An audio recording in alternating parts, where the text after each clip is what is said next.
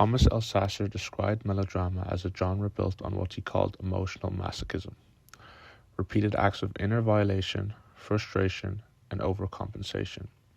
Rather than offering escape, melodramas often force their characters and their audience to endure suffering. Juan Trier's Dancer in the Dark pushes this idea to its extreme. The film doesn't simply show pain, it structures the entire narrative around it. Selma's, played by Björk, suffering becomes the emotional engine of the film, and the viewer is helpless inside it. This video essay will explore how the film embodies Alsasser's theory by turning suffering into ritual, repression into survival, and fantasy into emotional compensation. This is our music and there's always someone to catch me.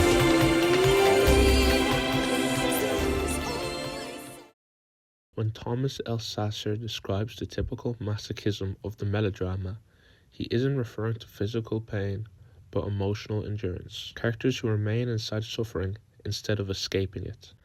He breaks this down through three key processes. First, incessant acts of inner violation, moments where characters silence themselves, repress their needs, and accept emotional harm rather than resist it. Second, mechanisms of frustration, narrative patterns that constantly delay relief and transform hope into disappointment. Third, overcompensation, moments of performance, fantasy, or emotional excess that allows characters to survive pain without escaping it. These three ideas structure Dancer in the Dark completely. Selma's silence becomes inner violation, the film's repeated denial of justice becomes frustration, and the musical sequences becomes acts of overcompensation. The rest of this video essay will explore how each of these forces shapes Selma's suffering. That's plain stupidity to waste that kind of money on a blind woman who's going to spend the rest of her life in jail. But he needs his mother, you know, alive, no matter You where. don't understand. He needs his eyes.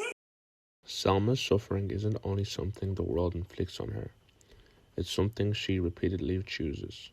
This is where Alsasser's idea of melodramatic masochism becomes visible. Selma treats sacrifice as duty, and that duty becomes the way she harms herself emotionally. Selma is an immigrant mother working long shifts while her eyesight disappears. Every hour she works is part of a race to save enough money for her son's eye operation, before he begins to lose his vision too. Her entire identity is built on this mission. She believes a good mother silently absorbs hardship, and that belief makes her vulnerable to the emotional violations embedded in melodrama. We see it first in the factory. Her vision blurs and she nearly injures herself, but she refused to stop working. For Selma, pain is proof of her love. Then with Bill, when he admits his financial troubles, Selma doesn't protect herself. She listens, comforts him, and takes on his guilt, even letting him know a secret of her own. When Bill eventually steals her savings, she still won't report him. That silence traps her in a situation where the only way to protect her son's operation money is to kill Bill, a fatal act of self-sacrifice she would never have chosen if she valued herself more than her mission. The same pattern continues in the court scene. Selma stays quiet, refuses to defend herself, and accepts punishment as inevitable. She protects Bill's memory even after he's gone, and in doing so, she condemns herself. These choices show what Alsasser calls melodrama's incessant acts of inner violation. The tragedy isn't just what happens to Selma, it's what she does to herself.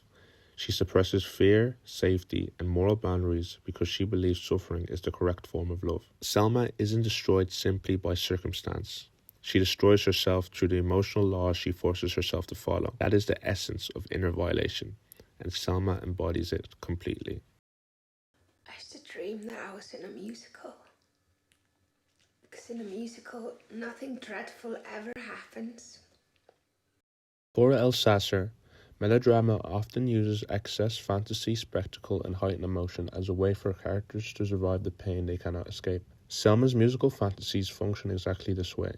They are acts of overcompensation, emotional explosions that temporarily cover the wounds she refuses to acknowledge. We see this most clearly in the factory number, Cavalda. Selma turns the deafening machinery around her into rhythm, transforming the danger of her failing eyesight into a world she can control. The fantasy compensates for the terror she can't express. Later, after killing Bill, Scatterheart becomes an even more desperate form of escape. Selma floats through the scene as if untouched by violence, using the musical dream to erase the guilt and horror the real world won't let her articulate. And finally, in the courtroom sequence, when Selma imagines the jury singing, the fantasy tries and fails to overwrite the cruelty of the justice system. These musical eruptions don't free her, they expose the depth of her suffering. Each one is a melodramatic overcompensation, an emotional shield made of spectacle, masking wounds that only grow sharper when the music stops. And then I don't feel so sad. Masochistic melodrama builds its power through relentless frustration, a structure where every hope is immediately undone. Every step Selma takes forward into saving her son is reversed by the plot. Bill's theft, the courtroom's refusal to listen, and a legal system determined to misread her silence as guilt. The structure reaches its peak in the execution of Selma.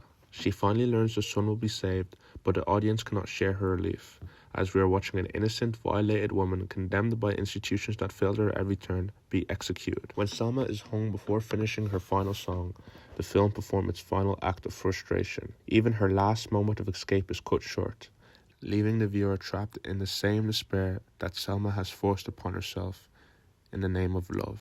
Dancer in the Dark shows melodrama at its most masochistic. Selma's inner violations, her fantasies of escape, and the relentless frustrations of the plot reveal exactly what Alsacer describes, a form built on suffering that the character helps produce. Her silence, her self-sacrifice, and her belief in doing the right thing becomes the very force that destroys her. The film's power lies in this contradiction. Selma's goodness intensifies her punishment. In watching her endure more than any one person should, we see how melodrama turns pain into structure and how masochism becomes the emotional core of the genre.